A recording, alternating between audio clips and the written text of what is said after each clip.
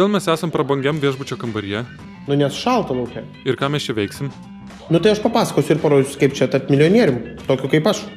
Nes pristoja gatvėje klausinėja, tai kaip jūs patapo to milijonierium, kaip čia tie pinigai, kaip viską. Nu, tai nespėja apsauga atmušinėti viešose vietose jos nuo manęs. Tai aš dabar pas pradėjau elektrošoką nešioti. Tokį bzz, jokingai krenta.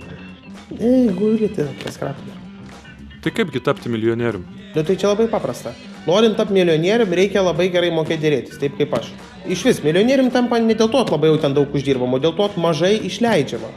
Ir aš dabar parodysiu, kaip čia visą tą daryti. Tai jau negalvokit, kad dabar aš šitą darau. Čia jau dabar samdau žmonės ir moku pinigus jiems už tai, varguoliams. Ką jūs turite omenyje, apie ką kalbat? Nu, žiūrėkit, pas mane yra kompai instaliuotas internetas, tai va ten žmonės pardavinėja daiktus. Susirandi, ko tau reikia, skambini ir muši kainą. Va dabar man, pavyzdžiui, reikia hamerio.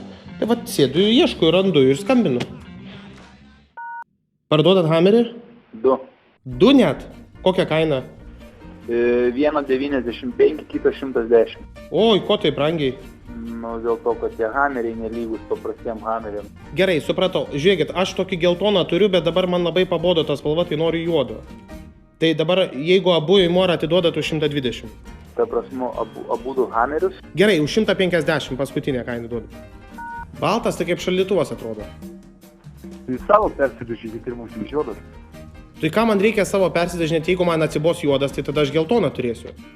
Tai sakykit, dabar koks tas iPhone'as yra? Nes aš turėjau, žinokit, Apple tą iPadą, žinot? Nu, taip, žinau. Nu, tai man klibėjo stalo koja ir aš ką, pakišau tą iPadą po koją, tai žinokit, sutruko visas tas stiklas. Išbėgo tie kristalai, tai aš von išmečiau viską, tai ką, tas iPhone'as irgi toks nepatvarus. Ne, su šitą iPhone'ą viskas tvarkoj. 2,5 tūkstančio? Taip.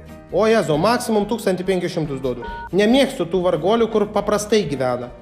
Aš, pavyzdžiui, aš mėgstu prabangiai gyventi, aš negaliu slėpti šito dalyko. Labai pagirtina, mes šiaip prabangą visi mėgstam.